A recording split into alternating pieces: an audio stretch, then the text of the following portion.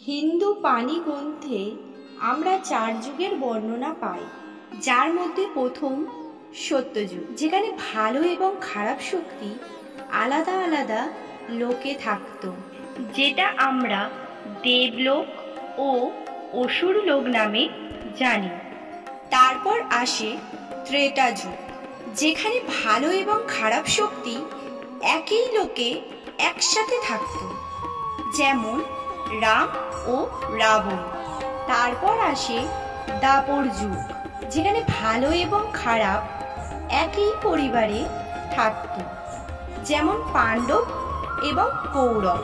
তারপর আসে কলিযুগ, যেখানে ভালো এবং খারাপ একই ব্যক্তির মধ্যে বিরাজ করে। আজকে আমি তোমাদের দ্বাপর যুগের সেই মহান গ্রন্থের কাহিনী শোনাব, যাকে আমরা মহাভারত নামে জানি। কাহিনী শুরু হয় রাজা ভরতের থেকে। তারই নাম অনুসারে আমাদের দেশের নাম হয় ভারতবর্ষ। রাজা ভরতের বংশে জন্ম নেয় রাজা শান্তনু। রাজা শান্তনু একদিন নদীর ধারে ভ্রমণ করতে গিয়েছিল। সেখানে সে দেবী গঙ্গাকে দেখে। রাজা দেবী গঙ্গাকে ভালোবেসে ফেলে এবং বিবাহের প্রস্তাব দেয়।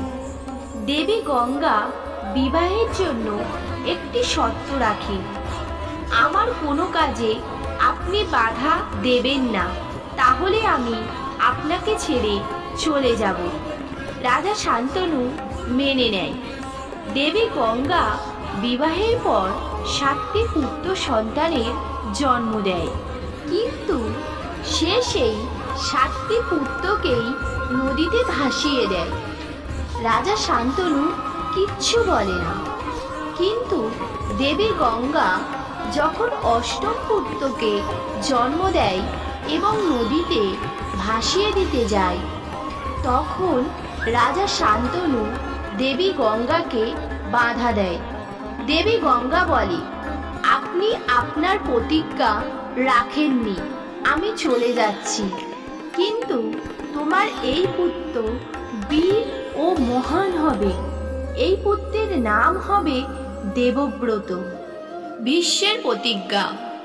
কিছু বছর পর রাজা শান্তনু সত্যবতী নামে একটি মৎস্য কন্যার প্রেমে পড়ে। সত্যবতীর পিতা বলে, আমার কন্যার পুত্র যদি রাজা না হয় তবে আমি এই বিবাহে সম্মতি দেব না। রাজা শান্তনু দুঃখী হয়ে ফিরে আসে। যখন দেবব্রত এই কথাটি জানতে পারে, সে ওই মৎস্যকন্যার বাড়িতে যায় এবং প্রতিজ্ঞা করে, আমি আজীবন বিবাহ করব না এবং কোনোদিন রাজসিংহাসনে বসবো না। এরপর থেকে দেবব্রতর নাম হয় ভীষ্ম। রাজা শান্তনুর মৃত্যুর পর তার পুত্র বিচিত্রবীর ও কম বয়সে মারা যায়। রাজার কোনো বংশধর ছিল না। তখন সত্যবতী তার প্রথম পুত্র বেদব্যাসকে ডাকে। বেদব্যাস বিচিত্রবীরের রানীদের সঙ্গে নিয়োগের ফলে 3টি পুত্র সন্তানের জন্ম দেয়। রানী অম্বিকার থেকে ধৃতরাষ্ট্র অন্ধ, রানী অম্বালিকার থেকে পাণ্ডু দুর্বল এবং দাসীর থেকে বিদুর খুব বুদ্ধিমান। ধৃতরাষ্ট্রের বিয়ে হয় গান্ধারীর সাথে। গান্ধারীও তার স্বামীর মতো চোখে কাপড় বেঁধে থাকত। গান্ধারী শত পুত্রের জন্ম দেয়। সবার থেকে বড় দুর্যোধন। পাণ্ডুর বিয়ে হয় কুন্তী ও মাদ্রীর সাথে, কিন্তু পাণ্ডুর ঋষি অভিশাপ ছিল, সে যদি কোনো নারীকে স্পর্শ করে সে মারা যাবে। এই জন্য কুন্তী একটি বরদানের দ্বারা দেবতাদের প্রার্থনা করে পুত্র সন্তানের জন্ম দেয়। ধর্মরাজের থেকে যুধিষ্ঠির, বায়ুদেবের থেকে ভীম ইন্দ্রদেবের থেকে অর্জুন এবং মাদ্রী অশ্বিনী কুমারদের প্রার্থনা করে নকুল ও সহদেবের জন্ম দেয়। কর্ণের জন্ম। কুন্তী এই বরদান অনেক আগেই পেয়ে গিয়েছিল। কৌতূহলবশত সে একদিন সূর্যদেবকে ডেকে ফেলে এবং সে একটি পুত্র সন্তানের জন্ম দেয়। কিন্তু তখন কুন্তী কুমারী ছিল, তাই সে সমাজের ভয়ে কর্ণকে নদীতে ভাসিয়ে দেয়। কর্ণকে একটি দম্পতি লালন পালন করে। বড় হয়ে সে হয় একজন মহান যোদ্ধা। পাণ্ডব ও কৌরবদের শিক্ষা। পাণ্ডব ও কৌরব গুরুকুলে গুরু দ্রোণাচার্যের কাছে শিক্ষা গ্রহণ করে। সবার থেকে সেরা শীর্ষ হয় অর্জুন। এই জন্য দুর্যোধন ও তার ভাইরা অর্জুনকে হিংসা করত। বড় হয়ে একদিন কর্ণ অর্জুনকে মোকাবিলা করার জন্য আহ্বান জানায়, কিন্তু তখন কর্ণের পরিচয় জানতে চাওয়া হয়। যেহেতু সে সুতপুত্র ছিল, তাই তাকে সুতপুত্র বলে অপমান করা হয়। তখন দুর্যোধন কর্ণকে রাজা বানিয়ে দেয়। এরপর হস্তিনাপুরে রাজনীতি শুরু হয়ে যায়। এখন প্রশ্ন হলো, হস্তিনাপুরের সিংহাসনে কে বসবে? রাজা ধৃতরাষ্ট্র অন্ধ ছিল, কিন্তু সে চাইতো তার জ্যেষ্ঠ পুত্র দুর্যোধন রাজা হোক।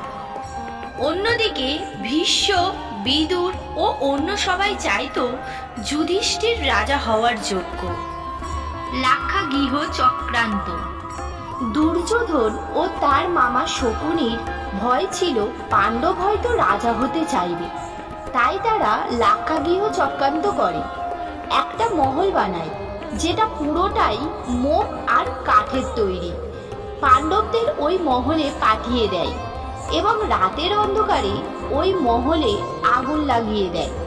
কিন্তু পাণ্ডব আগে থেকেই এই ষড়যন্ত্রের কথা জেনে গিয়েছিল, তাই তারা একটি গুপ্ত রাস্তা দিয়ে জঙ্গলের দিকে পালিয়ে যায়।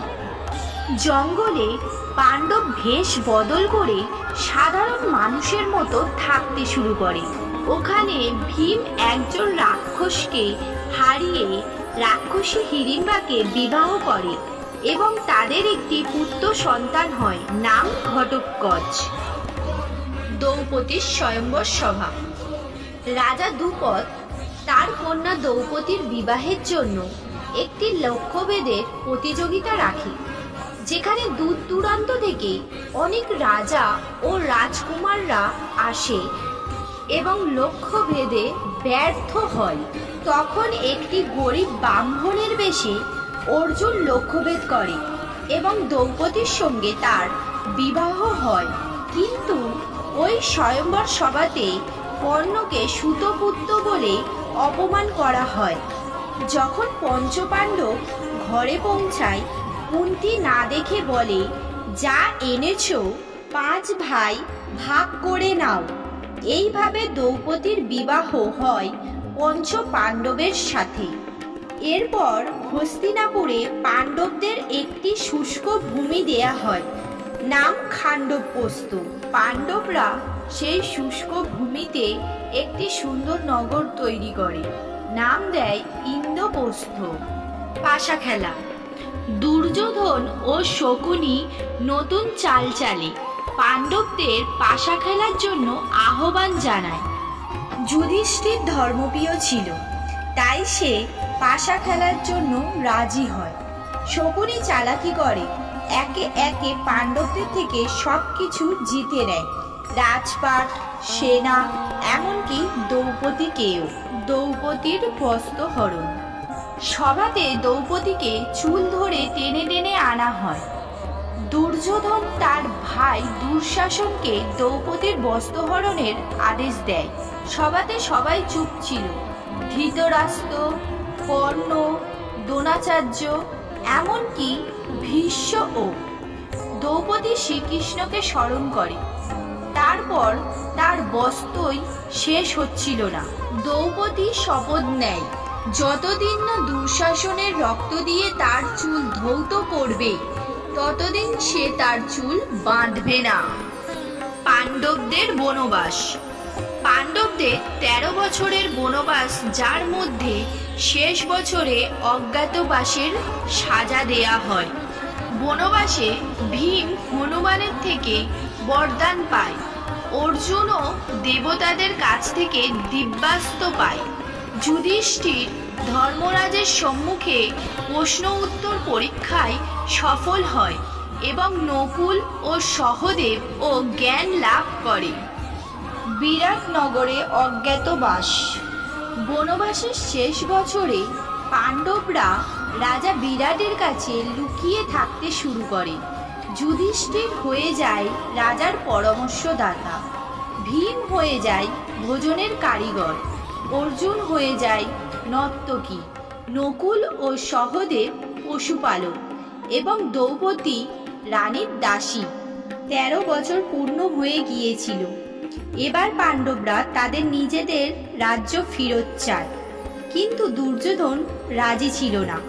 কৃষ্ণ বার্তা পাঠায়, যদি যুদ্ধ না চাও তাহলে 5টি গ্রাম দিয়ে দাও। কিন্তু দুর্যোধন বলে, আমি সূচের আগা অবধি জমি ছাড়ব না। নিশ্চিত হয় কুরুক্ষেত্রের যুদ্ধ হবে ধর্ম আর অধর্মের মধ্যে।